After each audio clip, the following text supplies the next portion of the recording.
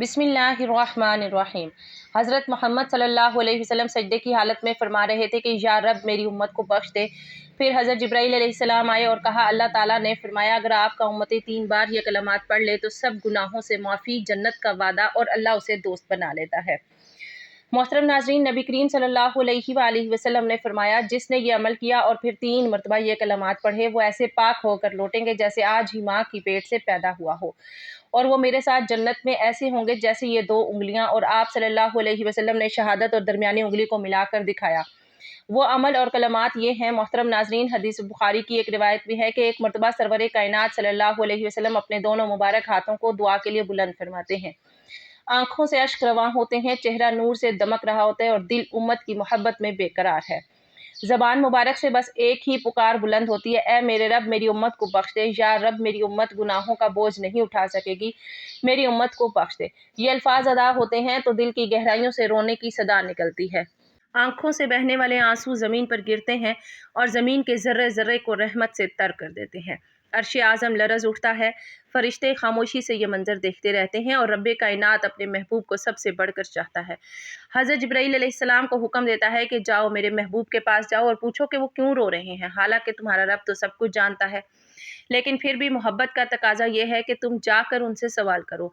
हज़रत जिब्राईल अमीन अलैहिस्सलाम नूर के पर खोल कर ज़मीन की तरफ उतरते हैं और वादा मुस्तफ़ा सल्लल्लाहु अलैहि वसल्लम में पहुंचकर अर्ज़ गुज़ार होते हैं, या रसूलल्लाह सल्लल्लाहु अलैहि वसल्लम, अल्लाह ताला जो सब कुछ जानने वाला है और जानता है कि आप क्यों रो रहे हैं, मगर वो चाहता है कि आप बताएं, आपका रोना उम्मत के लिए है, आपकी फरियाद उम्मत के लिए है, आपका दर्द उम्मत के लिए है। आपने फरमाया कि ऐ जिब्राईल, मेरे गुनाहगार उम्मती जिनकी नाफरमानियों के बावजूद मेरे दिल में उनकी मोहब्बत मुजज़्ज़म है, मैं उनके लिए रो रहा हूँ। मुझे डर है कि वो जहन्नम में ना चले जाए।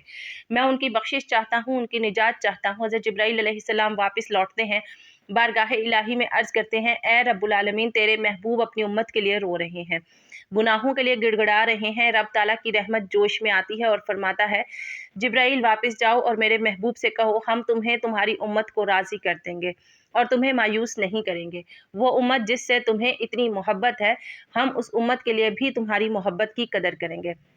हज़रत जिब्राईल अलैहिस्सलाम जब वापस आते हैं तो अर्ज़ करते हैं, या रसूलल्लाह सल्लल्लाहु अलैहि वसल्लम, अल्लाह ताला फरमाता है कि वो आपको राज़ी करेगा, वो आपको आपकी उम्मत के बारे में हरगिज़ मायूस नहीं करेगा। उस पर आप सल्लल्लाहु अलैहि वसल्लम ने शुक्र का सजदा अदा फरमाया, लेकिन फिर सवाल किया, ए जिब्राईल, मुझे बताओ तुमने दीगर अंबिया की उम्मतों का क्या हाल देखा? हज़रत जिब्राईल अलैहिस्सलाम अर्ज़ करते हैं, या रसूलल्लाह सल्लल्लाहु अलैहि वसल्लम, मैंने फ़लाँ नबी की उम्मत को जहन्नम में देखा और फ़लाँ नबी की उम्मत को अज़ाब में देखा। वो एक नबी का ज़िक्र करते चले जाते हैं और हर उम्मत की कोताहियों और उन पर अज़ाब के मनाज़िर बयान करते हैं, लेकिन जब हज़रत ईसा अलैहिस्सलाम की उम्मत का तज़किरा मुकम्मल होता है तो हज़रत जिब्राईल अमीन अलैहिस्सलाम खामोश हो जाते हैं, उनकी ज़बान रुक जाती है, वो संभल कर बैठ जाते हैं और सर झुका लेते हैं कि अब मैं अगली उम्मत का तज़किरा कैसे करूं, क्योंकि अब नबी आखिरुज़्ज़मा महबूब खुदा सल्लल्लाहु अलैहि वसल्लम की उम्मत का ज़िक्र बाकी है, और वो जानते हैं कि अगर उन्होंने ये कह दिया कि आपकी उम्मत को भी जहन्नम में देखा है तो आप सल्लल्लाहु अलैहि वसल्लम के दिल पर क्या गुजरेगी। लेकिन आप सल्लल्लाहु अलैहि वसल्लम जिब्राईल की खामोशी से बेचैन हो जाते हैं, बार बार पूछते हैं, ए जिब्राईल, सच बताओ, कहीं तुमने मेरी उम्मत को भी जहन्नम में तो नहीं देखा? हज़रत जिब्राईल अलैहिस्सलाम चुप हैं, मगर सरकार मदीना सल्लल्लाहु अलैहि वसल्लम की बेकरारी आ जाती है, दिल तड़पता है, ज़बान लरज़ती है और आप फरमा रहे हैं, बताओ, जल्दी बताओ, क्योंकि मेरी उम्मत जहन्नम में तो नहीं?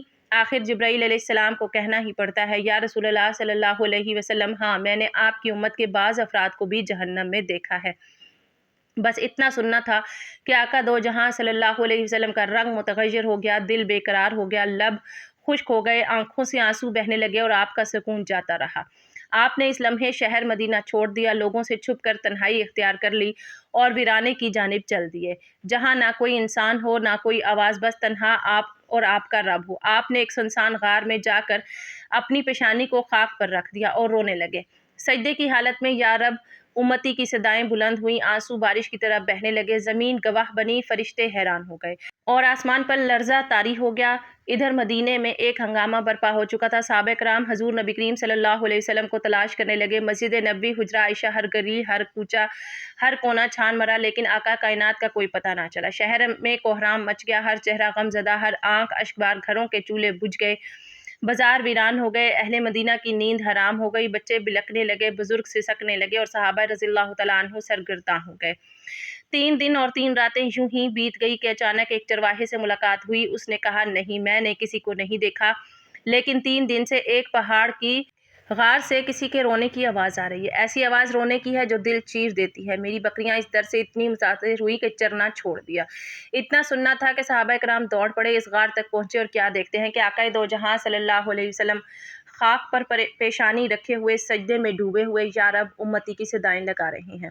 صحابہ اکرام قدموں سے لپٹ گئے، دامن سے چمٹ گئے، عرض کیا، یا رسول اللہ صلی اللہ علیہ وسلم، مدینہ ویران ہو چکا ہے، لوگ بے قرار ہیں، اہل بیت اشک بار ہیں، لیکن حضور سجدے سے سر نہیں اٹھاتے۔ آخر صحابہ اکرام حضرت فاطمہ الزہرا رضی اللہ تعالیٰ عنہا کی خدمت میں حاضر ہوتے ہیں اور التماس کرتے ہیں، اے خاتون جنت، آپ ہی ہماری امید ہیں، آپ ہی سرکار کو منا سکتی ہیں۔ حضرت فاطمہ رضی اللہ تعالیٰ عنہا فوراً روانہ ہوتی ہیں، چادر اوڑھ کر پہاڑ کی جانب بڑھتی ہیں۔ وہاں پہنچ کر عرض کرتی ہیں، ابا جان، مدینہ بے قرار ہے، حسنین کریمین آپ کی جدائی میں تڑپ رہے ہیں، ہر دل غم زدہ ہے، ہر زبان پر آپ کا نام ہے، مگر حضور سجدے سے سر نہیں اٹھاتے۔ تب حضرت فاطمہ الزہرا رضی اللہ تعالیٰ عنہا سجدے میں جا کر آپ کے تلوے سے آپ کی پیشانی مل کر عرض کرتی ہیں، ابا جان، اگر آپ نے سر نہ اٹھایا، فاطمہ قیامت تک سجدے سے سر نہ اٹھائے گی۔ یہ کہنا تھا کہ آقا کائنات صلی اللہ علیہ وسلم سجدے میں سے سر مبارک اٹھاتے ہیں، آنکھوں میں آنسو ہیں، چہرہ اشکبار ہے، دل رنجیدہ ہے اور زبان پر ایک ہی جملہ جاری ہے، اے فاطمہ، اگر تم ضد نہ کرتی یہاں تک کہ رب کریم میری ساری امت کو بخش دیتا۔ نبی کریم صلی اللہ علیہ وسلم کے بہت سے فرامین ہیں جو جنت میں داخل ہونے کے سبب بنتے ہیں۔ نبی پاک صلی اللہ علیہ وسلم نے فرمایا، جو شخص اللہ اور آخرت کے دن پر ایمان رکھے اور نیک عمل کرے اور جنت میں داخل ہوگا۔ نبی کریم صلی اللہ علیہ وآلہ وسلم نے فرمایا، جس نے لا الہ الا اللہ محمد الرسول اللہ کہا وہ جنت میں داخل ہوگا۔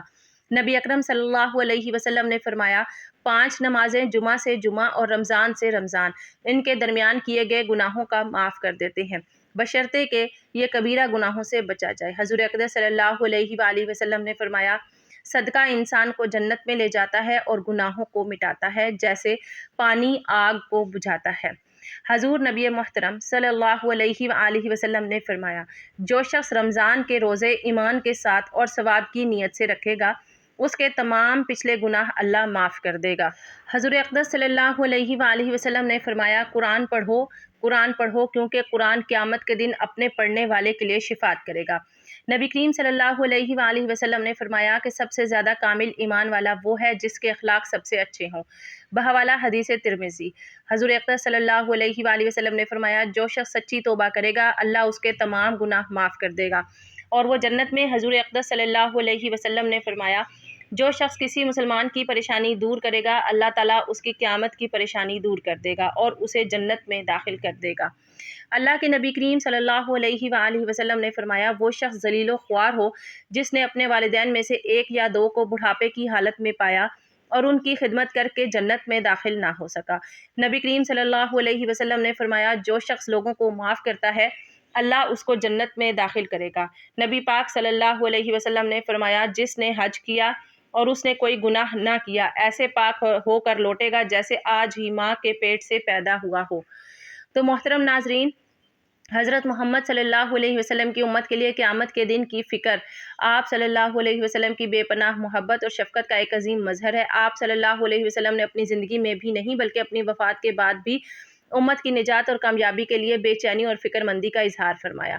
قیامت کے دن آپ صلی اللہ علیہ وسلم اپنی امت کی کس طرح مدد کریں گے، یعنی قیامت کے دن تمام لوگ حضرت آدم، موسیٰ، عیسیٰ وغیرہ کے پاس جائیں گے لیکن وہ یہ کہہ کر معذرت کر دیں گے کہ وہ اس قابل نہیں۔ آخر میں سب حضرت محمد صلی اللہ علیہ وسلم کے پاس آئیں گے، آپ صلی اللہ علیہ وسلم کے سامنے سجدہ ریز ہو کر امت کی شفاعت کریں گے اور اللہ آپ صلی اللہ علیہ وسلم کی شفاعت قبول فرمائے گا کہ میں قیامت کے دن سب سے پہلے شفاعت کروں گا اور میری شفاعت سب سے پہلے قبول کی جائے گی۔ آپ صلی اللہ علیہ وسلم نے فرمایا، میری شفاعت سے میری امت کے وہ بڑے گناہگار نجات پائیں گے جنہوں نے اللہ کے ساتھ کسی کو شریک نہیں ٹھہرایا۔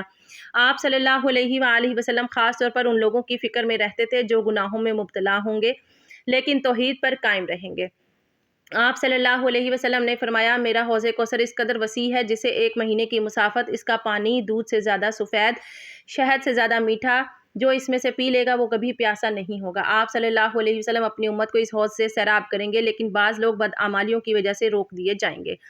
جس پر آپ صلی اللہ علیہ وسلم بہت افسردہ ہوں گے۔ آپ صلی اللہ علیہ وسلم نے فرمایا قیامت کے دن دیکھوں گا کہ میری امت کے کچھ لوگوں کو فرشتے پکڑ کر جہنم کی طرف لے جا رہے ہیں، تو میں کہوں گا اے رب یہ میری امت ہے۔ اللہ فرمائے گا تم نہیں جانتے کہ انہوں نے تمہارے پاس کیا نئے نئے کام تمہارے بعد کیا نئے نئے کام ایجاد کیے تھے۔ اس پر آپ صلی اللہ علیہ وسلم بہت رنجیدہ ہوں گے، لیکن پھر بھی ان کے لیے دعا کریں گے۔ آپ صلی اللہ علیہ وسلم نے فرمایا قیامت کے دن میں ان کمزور مومنین کی وجہ سے فخر کروں گا جو دنیا میں حقیر سمجھے جاتے تھے۔ آپ صلی اللہ علیہ وسلم کی خاص توجہ ان لوگوں پر ہوگی جو دنیا میں غریب، بیمار یا کمزور تھے لیکن ایمان پر قائم رہے۔ قرآن میں اللہ نے فرمایا شاید آپ اپنی جان ہی حالات پر ڈالیں گے اس غم میں کہ یہ لوگ ایمان نہیں لاتے۔ آپ صلی اللہ علیہ وسلم دنیا میں ہی امت کے عذاب اور آخرت کے خوف سے روتے تھے، اور قیامت کے دن بھی آپ صلی اللہ علیہ وسلم کی یہی فکر ہوگی کہ کیا ہم آپ صلی اللہ علیہ وسلم کی فکر کے قابل ہیں۔